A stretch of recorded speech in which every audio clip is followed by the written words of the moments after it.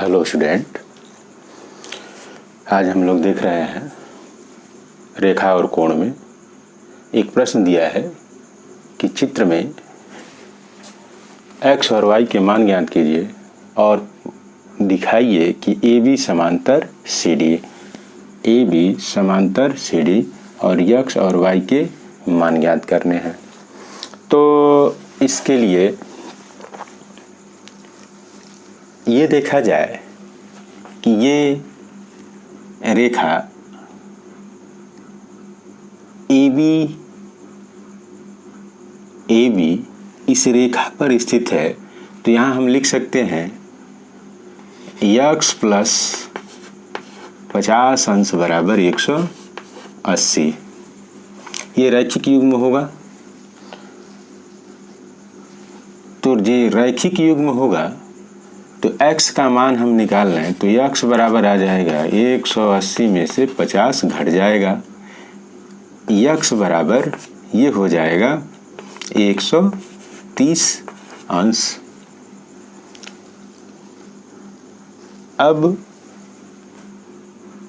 ये रेखाएं AB और CD को यह रेखा काटती है, तो इसके द्वारा एकांतर अंतःकोण बन रहे हैं। तो ये हम लिख सकते हैं कि y बराबर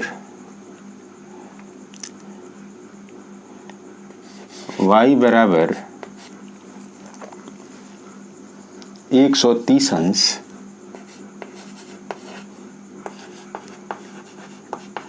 एकांतर अंतःकोण के द्वारा। जब ये मालूम हो गया तो यहाँ x भी है, x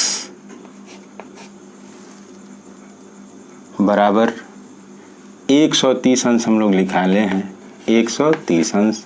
ये संगत कोण से ये देख रहे हैं,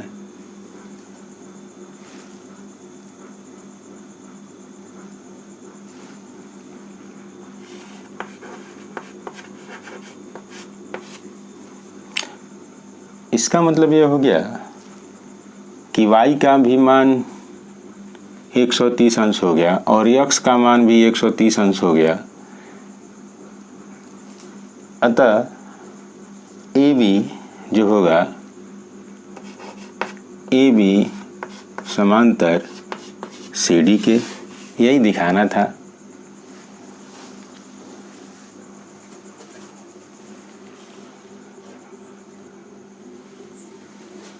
ये देखते हैं कि चित्र में दिया हुआ है यम तथा यन समांतर है जिन्हें तिर्यक रेखा यल काटती है और कोण 1 संबंधे 2 बराबर 4 संबंधे 5 दिया हुआ है। तो 1 से लेकर 8 तक के मान ज्ञात करने हैं कोण में।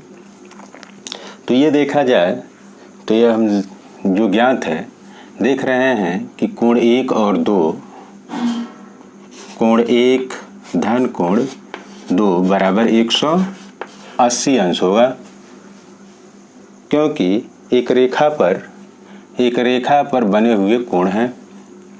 और ये ज्ञात है कोण 1 संबंधे कोण 2 बराबर 4 संबंधे 5। तो आनुपातिक योग निकाल लें।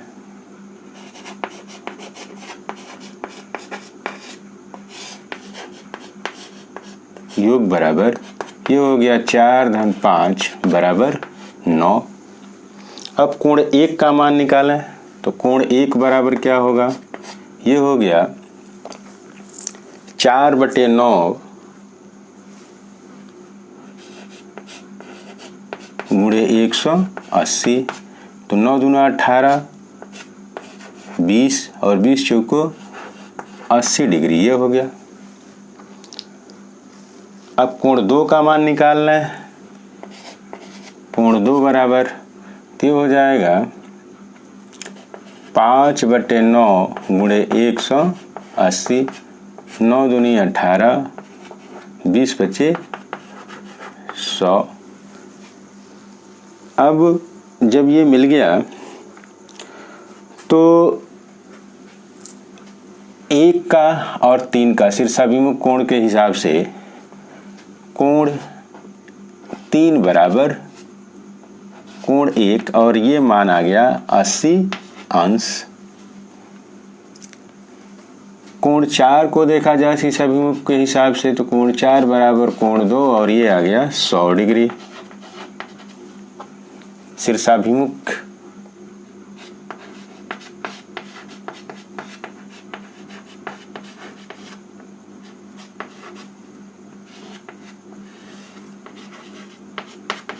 शीर्षाभिमुख कोण के आधार पर ये हुआ है। पुनः देखा जाए, पुनः क्या मिलेगा। अब एकांतर कोण से देखा जाए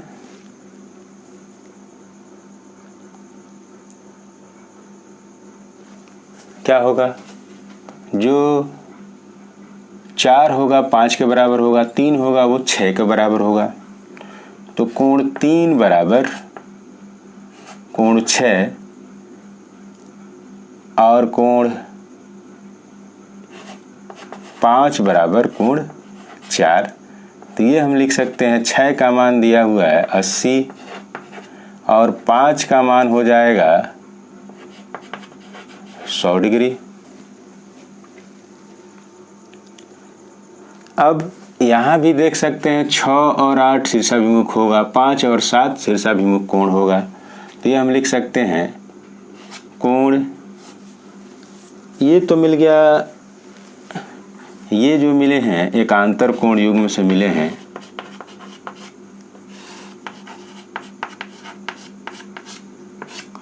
और पुनः शीर्षाभिमुख कोण से लिख दिया जाए तो कोण 7 बराबर कोण 5 और कोण 5 का मान दिया हुआ है 100 डिग्री। कोण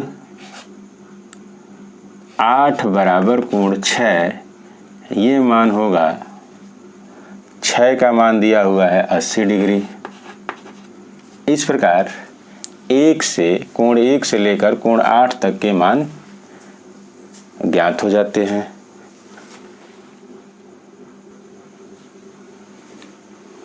चित्र में रेखाएं यल, यम तथा यन को एक तिर्यक रेखा P, यल, यम, यन को एक तिर्यक रेखा P क्रमशः x, y और z, x, y, z बिंदुओं पर काटती है। तो कोण 1, 1, 2, 3 का मान ज्ञात करना है। तो यहाँ देख रहे हैं कि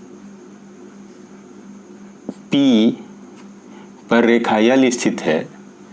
तो यहाँ मिलेगा 50 अंश प्लस कोण 4 बराबर 180 अंश।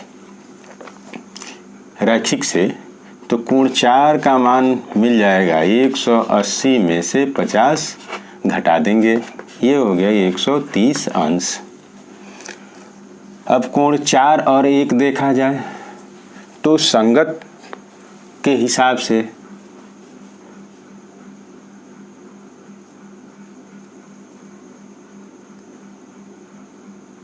कोण 1 बराबर कोण 4, ये मिलेगा 130 अंश। एकांतर अंतःकोण से देखा जाए कोण 1 ये कोण 3 के बराबर होगा, यानी कि कोण 3 बराबर मिल जाएगा 130 अंश एकांतर अंतःकोण से।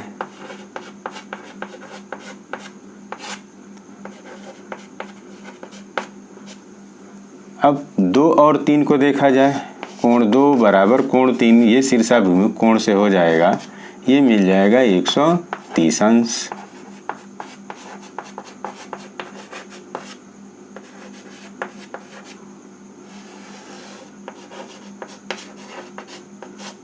इस प्रकार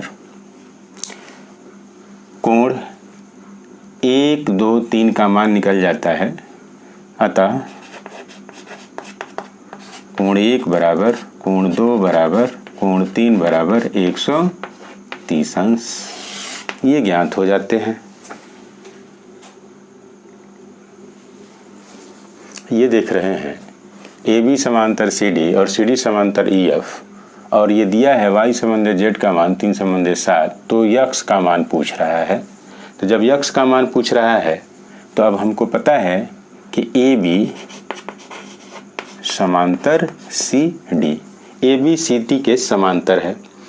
तो क्या मिलेगा, x plus Y, X plus Y बराबर 180 अंश। क्यों? क्योंकि एक ही ओर के अंतःकोण हैं, तो ये लिख सकते हैं एक ही ओर के अंतःकोण 180 अंश होते हैं, 180 अंश होते हैं। अब जब ये पता हो गया, ए बी समांतर सी डी और सी डी समांतर ई एफ, तो क्या लिख सकते हैं, तो इसका मतलब ये हो गया कि ए बी समांतर ई एफ, तो x बराबर z होगा, x बराबर z, यहाँ से लिख सकते हैं x बराबर z लिखा जा सकता है। जब ये मिल गया तो हमको पता हो गया कि z प्लस वाई बराबर 180 अंश। अब ये दे रखा है कि y संबंधित z का मान, इसको क्रम से भी लिख सकते हैं, y संबंधित z का मान दिया है 3/7, तो ये लिख दें y/z बराबर 3/7। तो y का मान निकालना है, y बराबर होगा 3z/7, यहाँ रख दिया जाए, z प्लस 3z/7 बराबर 180। तो 7 ये हो गया, 7 3 10 हो गया, तो ये लिख सकते हैं 10z बराबर 180 गुणे 7। तो z बराबर 180 गुणे 7/10, ये हो गया 18 गुणे 7। ये लिख सकते हैं 7 × 8 = 56 कर 6 और 7 × 1 = 7 5 12, 126 अंश आ जाता है। तो z x के बराबर है, यहाँ देख रहे हैं, तो x का मान क्या हो जाएगा, x बराबर z, तो ये भी हो जाएगा 126 अंश। ये मान निकल जाते हैं x के।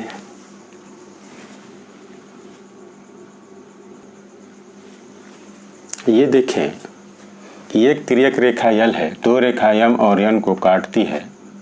उनके द्वारा बने हुए कोण 2 का मान दिया है 117 और कोण 6 का मान दिया है 63। तो हम ये लिख सकते हैं कोण 2 बराबर कोण 4, ये हो जाएगा 117 अंश शीर्षाभिमुख कोण से।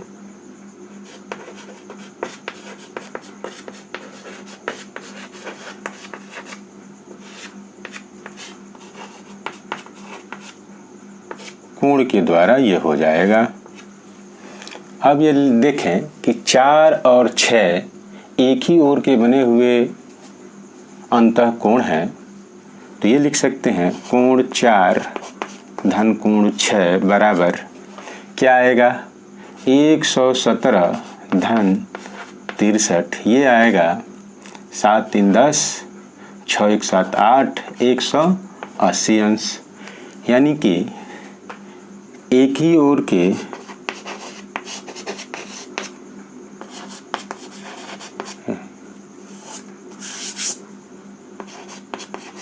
रेखा के एक ही ओर के बने अंतःकोण का योग 180 अंश होता है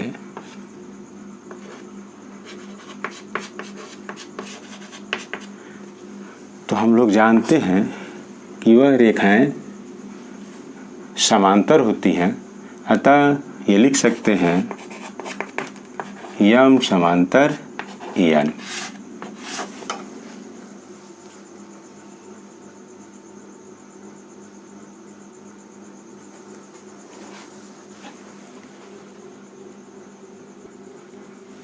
ये देखें कि कोण 3 और 4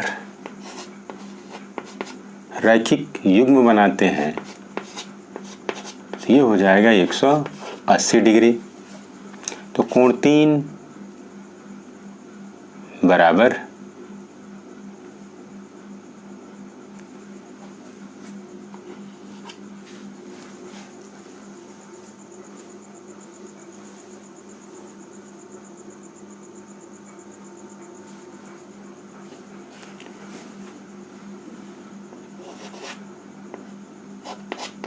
180 में से 110 घट गया, ये मिलेगा 110 घटा है तो ये मिलेगा 70 डिग्री। 3 का मान हो गया।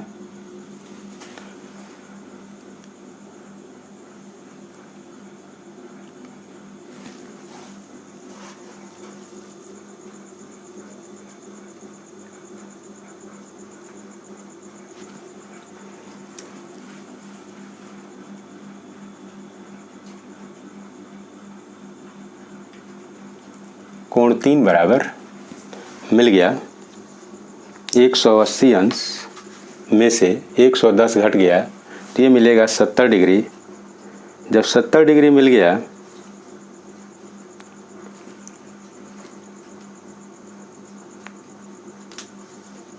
और कोण 7 बराबर दिया हुआ है 65 अंश,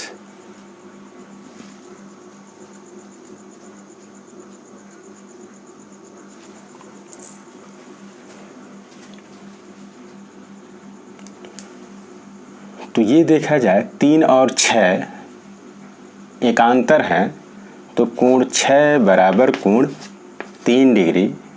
3 कोण 3 ये हो जाएगा 70 अंश एकांतर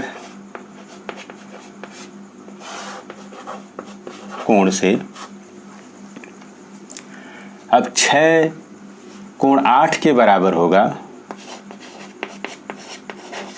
शीर्षाभिमुख कोण से।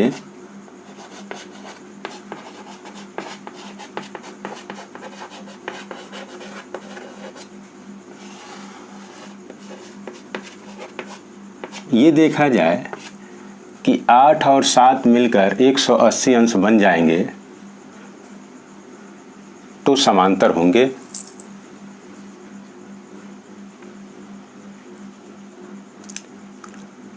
या ये भी देख रहे हैं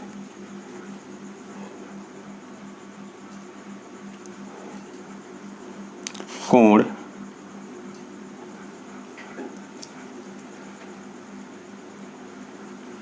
7 और 6 मिल जाए तभी भी होने चाहिए।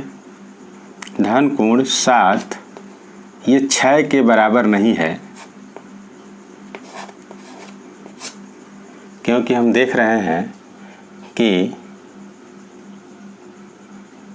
6 कोण 6 धन कोण 7 बराबर 6 का मान मिल गया है 70 और ये है 65।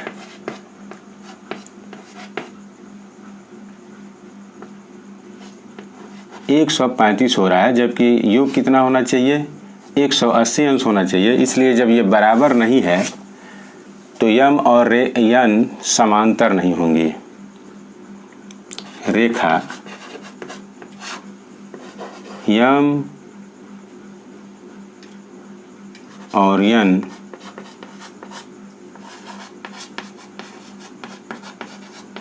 समांतर नहीं होगी।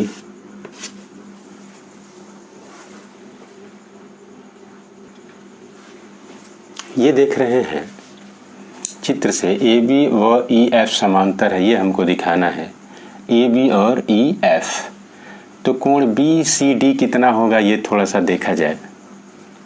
कोण बी सी डी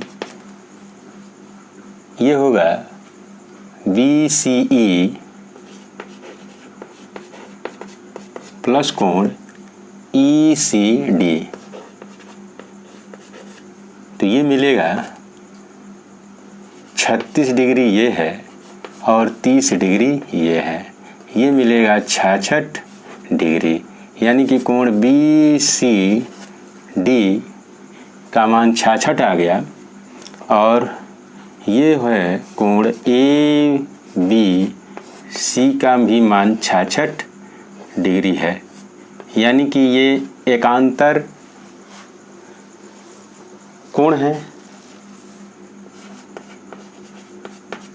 एकांतर कोण है ये।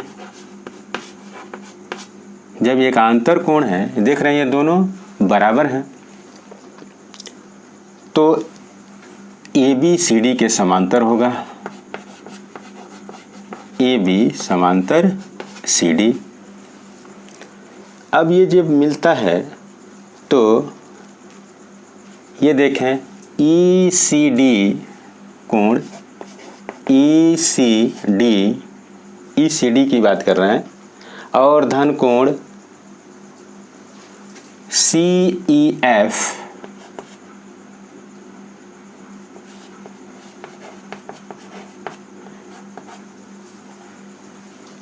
ये कितना होगा ये देखा जा रहा है। 30 अंश ये है और 150 ये है, यानी कि 180 अंश हो गया।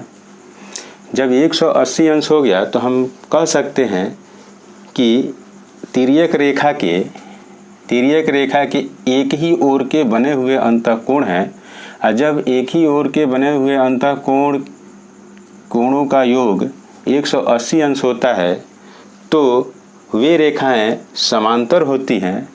तो ये देखें सी डी समांतर ई एफ, एक समीकरण यह है और दूसरा समीकरण यह है।